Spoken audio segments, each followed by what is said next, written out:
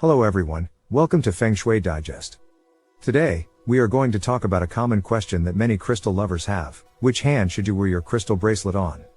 There are many theories out there, but I want to share a principle with you that will help you make a more informed decision. The principle is left in, right out. This means that if your bracelet is designed to help discharge negative energy or eliminate bad things, you should wear it on your right hand. For example, black tourmaline or obsidian are great examples of stones that can help with this. On the other hand, if your crystal bracelet is designed to help you absorb positive energy, then you should wear it on your left hand.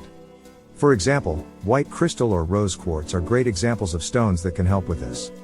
However, this principle is not always rigid.